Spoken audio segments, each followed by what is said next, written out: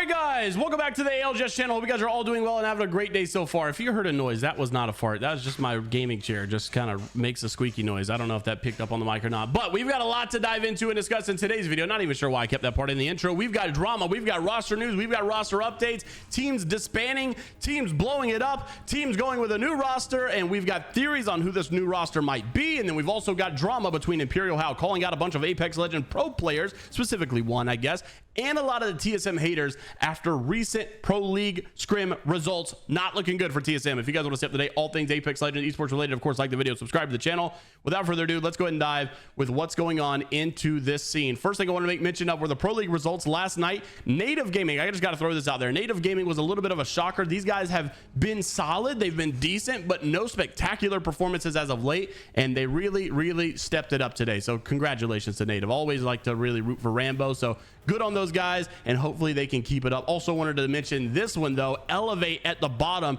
not looking good for them. Obviously they just entered into the Pro League, coming by way of PSQ number 1. Looked great in the PSQ results in all those scrims, but now those days are over now that they're in Pro League, and they obviously going through some trial and error stuff with some contests and a lot of other things to, you know, I guess take into consideration as well. So hopefully they can get it fixed pretty shortly. Also, Mexis was the old LG squad. Really want the best for these guys considering they're no longer a part of LG, and sadly not a good showing for them in last night's scrims as well. But also TSM tying for 18th place, technically as 17th here in the actual leaderboard, but the same amount of points as DNO in 18th. TSM has not looked good, obviously, in this scrim result, and even in the past couple of days, weeks, other scrim sets, they haven't looked tremendously amazing.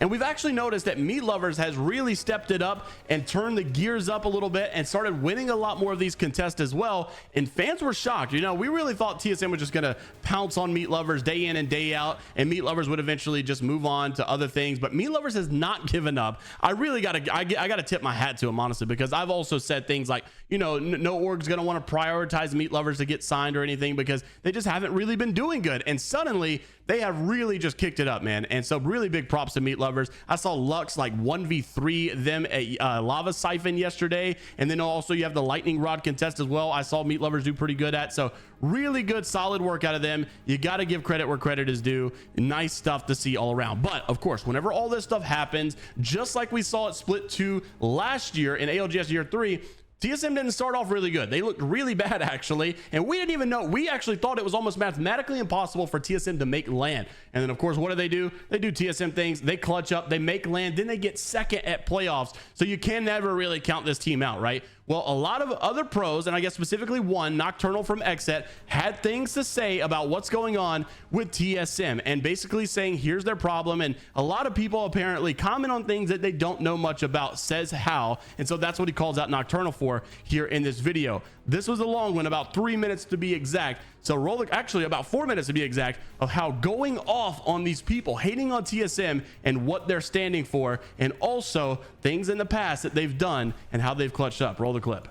My coach agrees with one player the entire time. That's why we just win everything. Imagine if a coach actually did that. They only agreed with one player the entire time. You think that we would be able to win, get first, second, first in manifesting it in 3 major tournaments? It'd be good. Do they even have any brain damage, bro? I hate you so much. Someone activated the cannon. How hard have we hit them in their fucking heads? Like, actually, it's insane. I've literally been here before where we were losing everything before Pro League, etc., right? And everyone had an opinion. Everyone had an opinion until we started, and then until we won. No one had to fucking say anything. Everyone had an opinion. Nobody says anything when we win. So I don't care. It's whatever. Like, it's the same dumb fucks that have always saying something to say. Somebody's crafting because it's like the perfect time to say something. You had Greybird on the crafter, I think. There's a bunch of idiots, bro. Yeah. You came in like, how do I expect you to have a valid opinion in anything when you came and play Apex correctly, bro? Yeah, we can't shoot on him. You came and play a video game right, and you expect me to take your opinion in anything? Like, no, I don't care if they're a yes man. It doesn't matter who's a yes man. It's just like your opinion is so wrong. It's fucking laughable. The fact that you think that somebody as a coach would agree with one player out of 3 that is so successful and expect. Like, since you're double keying everything, you don't think it's gonna be boring on Cat? Brain damage. You're gonna have like no movement. Like, you expect us to be so successful if our coach only agrees with me the entire time? Like, okay, let's go. What? Like, how do people, like, people don't even think when they just say anything. They just say it because they're just like, I have a feeling, maybe in my ass, maybe in my balls, that this is happening. You're like, do you even think about what you're saying? Like, yeah, bro, Raven's been listening to us for the last year or two, and that's why we've been winning. Yep. You know, maybe it's crazy. It's also like, it's as if maybe I'm just fucking right. Maybe, you know, is that something wrong with that? Maybe I'm more than likely right majority of the time. I don't know.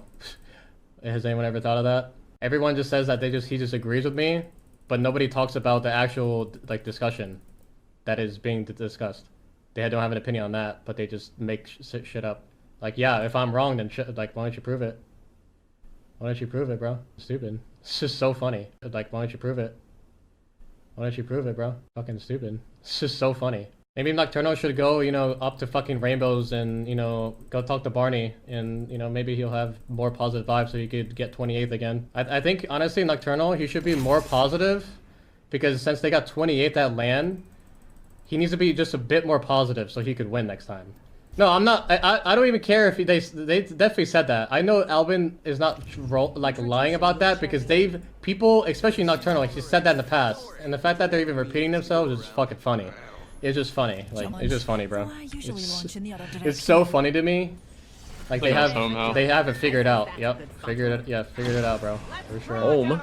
No, I honestly don't care if they go talk shit about them, because the fact that they talk shit I don't know what the fuck about our team and then this is not hit. Play like this victim bitch card when other people go to the chat and talk shit, it's just like, what did you expect? You're literally you're talking shit about a team or saying anything that is completely just untrue, and then expecting nothing to happen. Like, stop being a little bitch and just fucking accept what's gonna happen.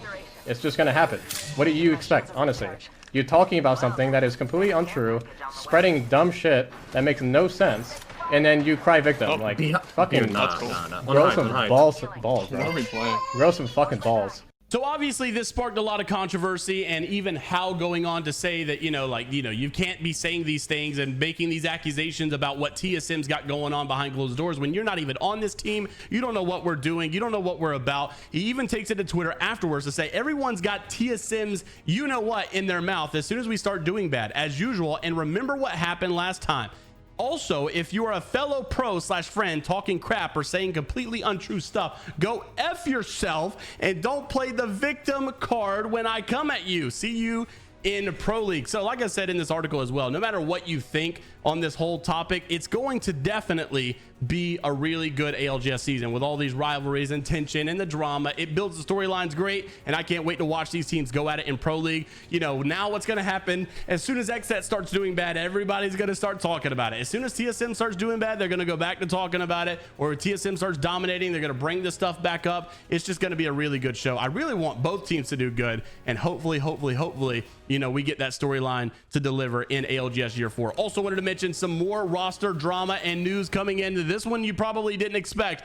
This was Furia, as they announced earlier today. They are parting ways with their Apex roster. You can see obviously in the scrim results here as well. Furia once again 16th place. These guys have really not done an amazing job, unfortunately, and it sucks because you really like the roster, right? You know, Zara is just a great guy and always kind of like this, you know, memer kind of guy. And Alberlelli obviously is the outcast who's been trying to get back into the top, you know, pro league scene and make his way to being like one of the best again. He struggled on other teams as well, and you thought maybe this one would finally do it. Just sadly, it just hasn't been happening, and the success has not been there. And so Furia announced that they were parting ways with this roster, and it looks like Alberlelli is also entertaining the thought of not only being a player but also a coach. He says he's willing to play the final PSQ with the right players as well. I would love to see that. I want to see Alberlelli make it to the finals or something with someone. And also they said that you know, not only is this happening, but you know, it's very obvious that Furia is going to go with another roster because they are still one of the partnered organizations here, so they're not leaving the scene.